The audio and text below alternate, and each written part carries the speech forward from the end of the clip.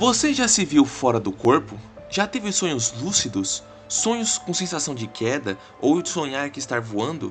Sonhos muito reais, onde os seus sentidos e até mesmo a sua lucidez estavam muito mais acentuados? Será que todas essas ocorrências teriam sido realmente sonhos?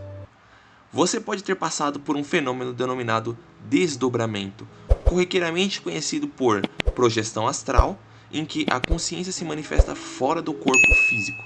Mas então, projeção astral é um dos nomes populares para esse fenômeno, no qual algumas pessoas percebem-se deixando o corpo físico, vivenciando a realidade por sua volta, podendo até mesmo visualizar o corpo humano adormecido.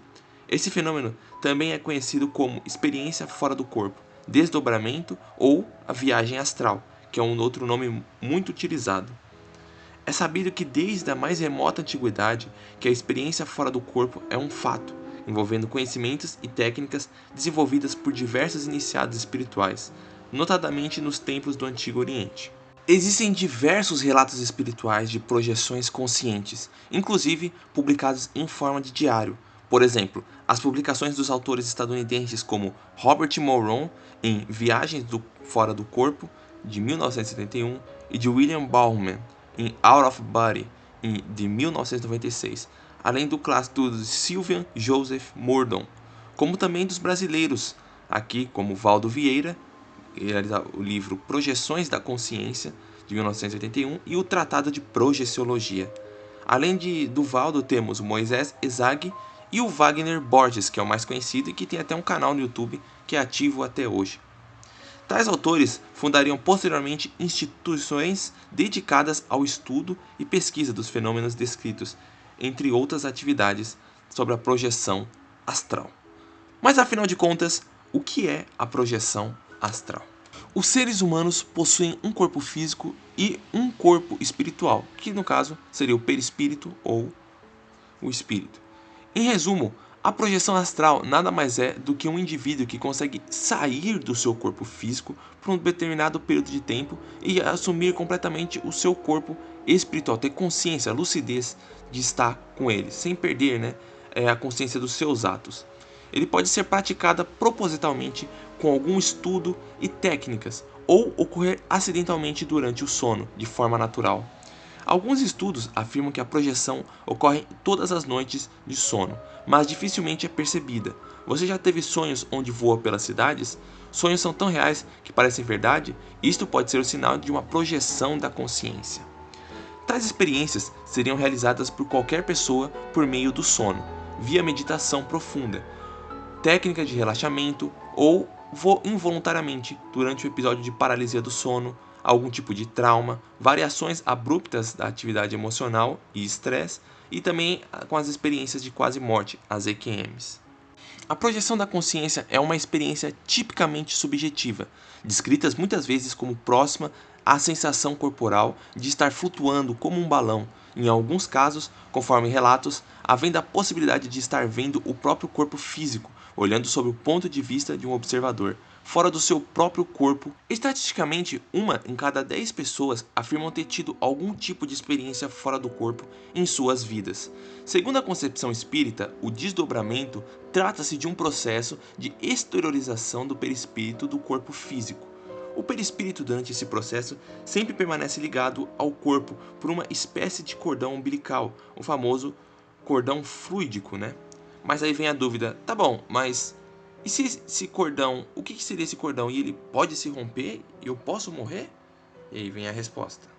O cordão fluídico, ou fio de prata, ou cordão de prata, ou em algumas religiões ficaria como fio ou cordão prateado, é a designação comum para uma espécie de um cabo, um filamento fluídico que mantém a ligação entre o corpo físico e o perispírito do encarnado, então da pessoa que está encarnada, durante o estado de emancipação da alma, onde o espírito está fora do corpo, em que o indivíduo se projeta à distância, e tal ligação é fundamental, esse cabo, esse fluido, a ligação é fundamental para a vitalidade do organismo carnal, fornecida em parte pelo fluido vital, ao mesmo tempo em que serve como uma espécie de um veículo sensorial que alerta o espírito caso ele necessite voltar para o corpo novamente.